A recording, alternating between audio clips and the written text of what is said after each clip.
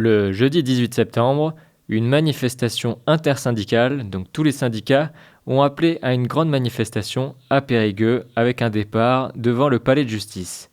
Les revendications du mouvement sont déjà l'austérité proposée par le budget Bayrou.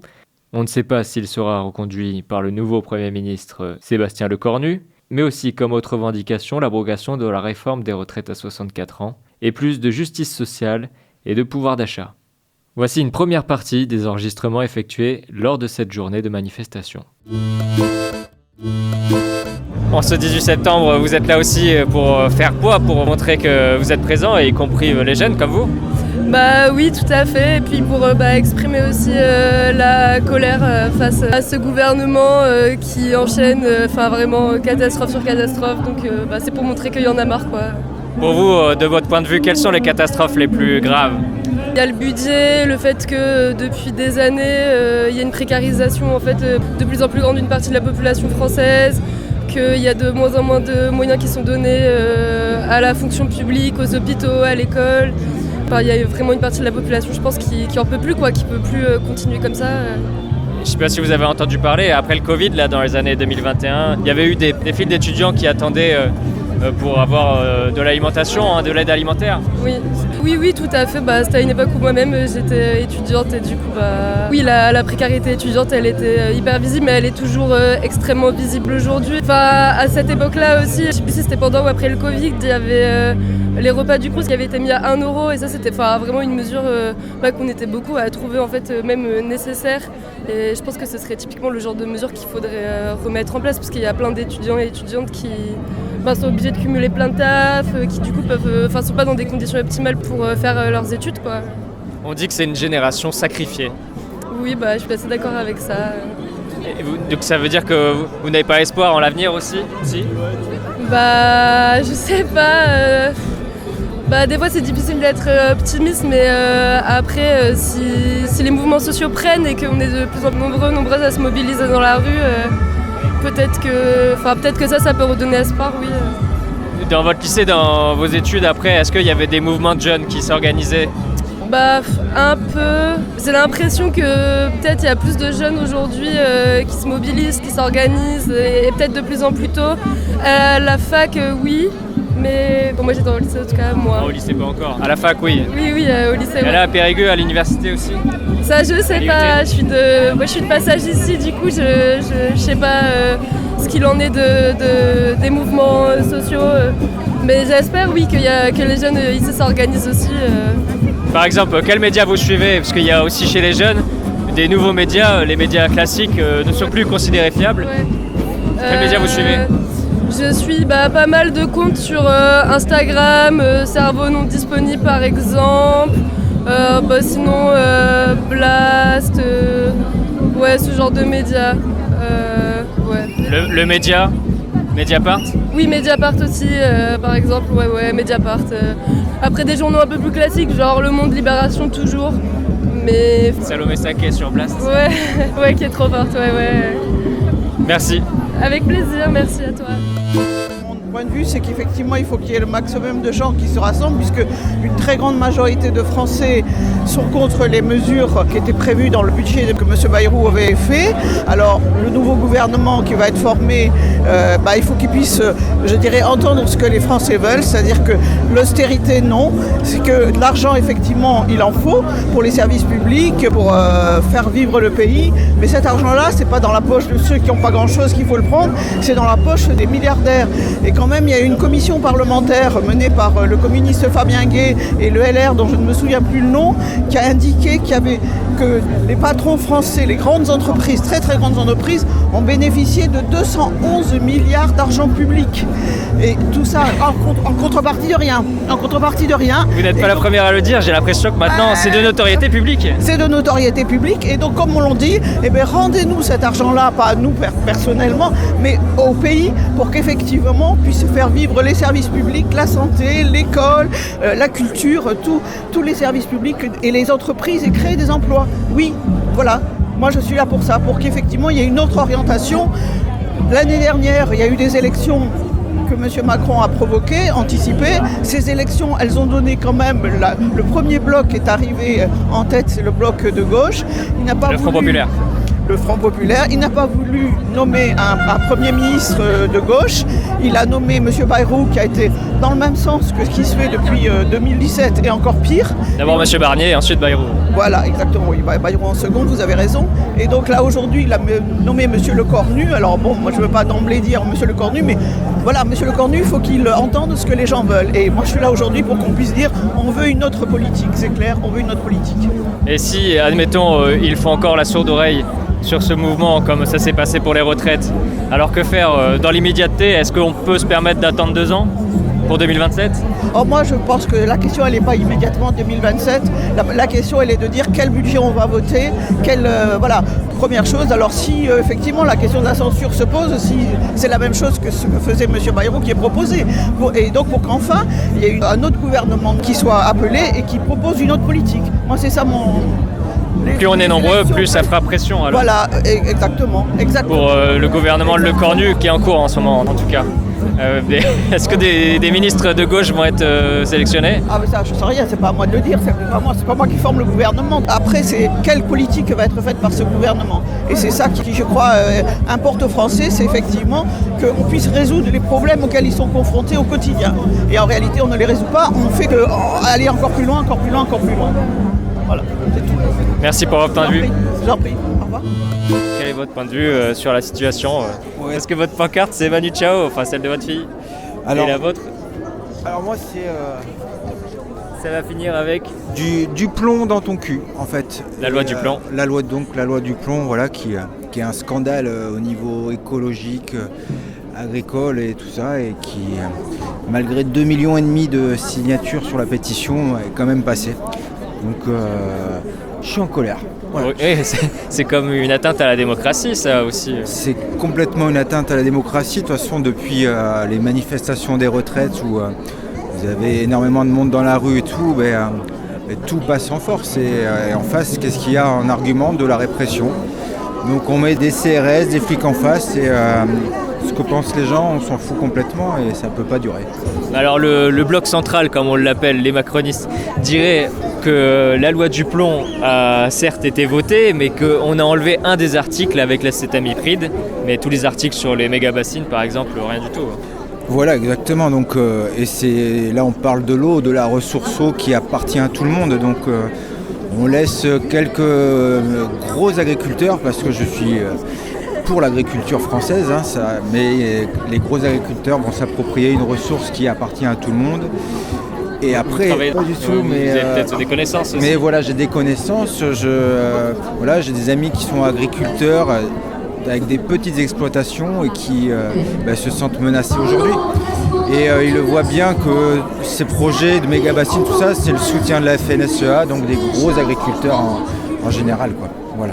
C'est vrai que ce qui est honteux aussi, et ça je me mets du côté des agriculteurs pour ça, c'est qu'on leur interdit donc d'utiliser cette molécule qui est extrêmement dangereuse, on le sait, mais par contre on va importer des betteraves qui ont utilisé ces produits. Donc c'est vrai que c'est complètement incohérent, quoi. Oui, ça c'est l'argument qu'on retrouve souvent, c'est que, étant donné qu'on est dans un marché, un libre marché, oui. À l'échelle de l'Union européenne, et même peut-être des autres pays avec les traités de libre-échange, oui. Eh bien l'acétamipride se retrouve dans nos assiettes aussi, à condition qu'on ne consomme pas local, quoi. Voilà. C'est ça aussi le problème. C'est ça. Donc je pense qu'il faut changer de toute façon ce système agricole qui arrive à bout de souffle, changer notre façon de consommer, arrêter de se diviser les uns les autres et mettre des coups de pied au cul à ceux qui doivent partir. Voilà. Ah oui, mais ça c'est violent. Et complètement, quoi. Vous voulez faire comme au Népal, là ou... Les coups de pied au cul, c'est pas hyper violent.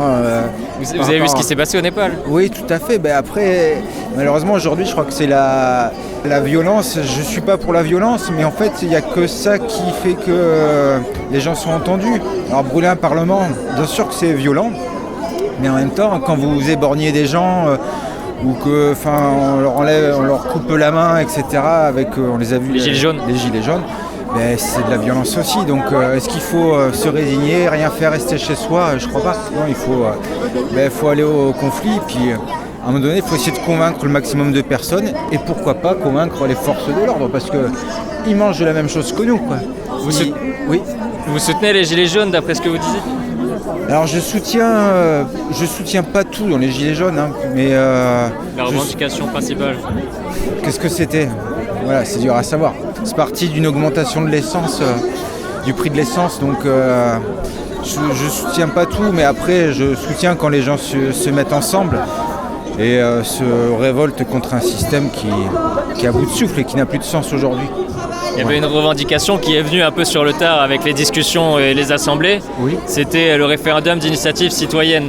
Qu'on puisse quand même faire le référendum sur la loi du plomb, mais que ça soit directement applicable parce que c'est les citoyens qui l'ont décidé à partir d'un certain montant. Oui, alors tout à fait, je suis d'accord. Je pense que les référendums, de toute façon, c'est une solution et je pense même, j'irais même au-dessus, il faudrait plus de conventions citoyennes. Comme Macron nous a fait rêver avec ça, mais qui finalement n'est jamais arrivé au bout, mais on voit dans certains pays où ça marche très bien. Parce que les référendums, c'est très bien, mais il faut que les gens sachent de quoi ils parlent, sachent de pourquoi ils vont voter. Parce qu'un sujet comme la loi du plomb, elle est complexe. Et ça mérite des débats donc et des médias. Exactement. Mais remettre la science au milieu de tout ça, parce qu'en fait, voilà, quand on parle de pain, on demande à un boulanger. Quand on parle de climat ou d'agriculture, on demande à des spécialistes. Et c'est eux qui doivent aussi nous aider à y voir plus clair. Et pour des débats éclairés, donc il faut des médias. Vous suivez quoi comme médias par exemple? Mediapart, Blast aussi. Je suis quelques médias qui essaient d'être indépendants aujourd'hui. Et puis voilà, j'essaye de m'informer de cette façon-là. Mais j'essaye de confronter aussi les sources parce que c'est important aujourd'hui de se méfier de ce qu'on voit, de ce qu'on entend, quoi. Oui. Voilà. Et d'avoir un esprit critique aussi. Voilà, tout à fait. Merci. Merci à vous. Vous avez une solution? Oui, plusieurs, mais par exemple, commencer par boycotter toutes les multinationales et tout ce système de surconsommation, arrêter d'acheter chinois et tout sur Internet, etc. et retrouver des solutions locales. Donc le boycott, arrêter de financer les multinationales qui se gavent? En fait, qu'est-ce qu'on a d'autre comme choix que de ne pas aller acheter chez des gens qui sont déjà milliardaires et qui nous en fument depuis 50 ans. Et vous-même, vous consommez où par exemple? Bien sûr, mais je consomme local de préférence et bio, bien sûr. Évidemment, je vais, comme tous les couillons, aussi dans les grandes surfaces, mais le moins possible. Déjà pas chez Auchan, mais de toute façon, ils sont tous pourris. Mais voilà, l'avenir, c'est l'autonomie. Malheureusement, c'est réservé juste à une minorité de la population, parce que tout le monde ne peut pas avoir un jardin, faire son jardin, avoir ses poules, etc. Et après, c'est des systèmes d'échange local, le sel, ça s'appelle, et ça, des mouvements où les gens deviennent un peu moins individualistes et retrouvent le partage et l'échange qu'on a perdu complètement depuis déjà quelques années. Mais ce n'est pas de la faute du peuple, c'est de la faute des dirigeants qui dirigent rien, puisque c'est le pognon qui dirige le monde, et les hommes politiques ne sont que des pantins, on le sait très bien, qu'ils soient de droite ou de gauche. Bon, évidemment, j'ai une préférence pour ceux de gauche, mais de toute façon, ils ne résoudront rien. C'est au peuple de prendre le pouvoir et de s'organiser. Et malheureusement, la société est devenue tellement individualiste que le chemin va être compliqué, mais pas impossible. Voilà. Et là, ce que vous avez proposé, la solution, donc le système d'échange local, ça existe depuis les années 90. Absolument. C'est peu connu en Dordogne, lequel participez-vous? Alors moi, quand j'étais en Loire-Atlantique, il y avait un système d'échange local qui s'appelle le sel, et il était à Guérande. D'ailleurs, c'est pas anodin, puisque Guérande... c'est producteur de sel, mais pas le même. Mais voilà, c'est pas le même sel. Mais bien sûr, et après, on essaye, oui, nous on a un jardin, on fait notre jardin, on va au marché, on achète chez les producteurs bio, etc. Et on fait attention aux vêtements, à la nourriture, etc. Et par les moyens d'échange, vous pensez que ça a un impact sur l'économie en général, capitalistique? Bien sûr, même si c'est une goutte d'eau dans un océan plein de mazout. Mais le fait c'est que la goutte d'eau peut grossir et il faut aller vers ça. Parce que de toute façon, l'océan est effectivement bien mazouté déjà et ça ne va pas en s'arrangeant. Donc il va falloir mettre un peu d'eau limpide là-dedans. Et pour ça, il n'y a que le peuple qui arrivera si les gens retrouvent un minimum de conscience qui a été annihilée avec la télévision et maintenant avec Internet. Et voilà, ça fait 3 générations que les gens sont scotchés devant leur écran et ça ne s'arrange pas. Mais on peut espérer que ce monde se pète la gueule. On ne sait pas quand, mais le plus tôt possible. Voilà. Merci. Allez, avec plaisir. Et donc voilà, c'est pour représenter le mouvement des citoyens. Alors vous avez une grande banderole avec marqué Périgord, vert et déter, vert de terre aussi, parce que le Périgord vert est très rural aussi. Déterminé, c'est pour ça qu'on est revenu aujourd'hui donc sur Périgueux. Alors le Périgord vert, vous le disiez, on n'en parle pas suffisamment? Non, je trouve que c'est une région qui est un petit peu oubliée par rapport à tout. Donc du coup c'est pour ça qu'on vient représenter un petit peu le mouvement du non trôné, enfin du Périgord vert en général quoi. Mais syndicalement, là, puisque c'est une manifestation syndicale ou... Ah non, nous on est plus, on n'est pas syndiqués, on est plus là par rapport au mouvement citoyen et on rejoint pour faire masse donc par rapport aux syndicats. Comment ça s'appelle ce mouvement citoyen? On n'a pas de nom. Bloquons, enfin, on est parti sur le principe de bloquons tout. On a fait un petit groupe, donc on part un peu. On n'a pas de leader, on n'a rien et on se construit un petit peu comme ça au jour le jour pour vraiment défendre un petit peu l'austérité qu'on peut retrouver dans le pays en ce moment, quoi. C'est sur le groupe Telegram Indignons-nous, bloquons tout. C'est ça. Sous-groupe du Périgord vert. Oui. Et alors qu'est-ce que vous proposez pour le rassemblement citoyen, des solutions? Tout ça, ouais, en solution, pour l'instant on n'en a pas trop. Enfin, pour mon cas. Vous n'en avez pas qui sont votés, c'est ça? Non, on n'en a pas qui sont votés. On a toujours des idées qui resteront... Comme quoi des idées? On peut les citer pêle-mêle? Nous on va les rester, ça va rester entre nous pour l'instant. D'accord. Mais on est déterminés. Périgord vert des terres. Voilà. Eh bien, merci. Une personne dans la manifestation a parlé de changer ses moyens de consommation. Et donc, vous qui avez des banderoles Confédération Paysanne, un syndicat agricole, vous, au niveau de la distribution, de la consommation alternative, alors vous en connaissez un petit peu aussi.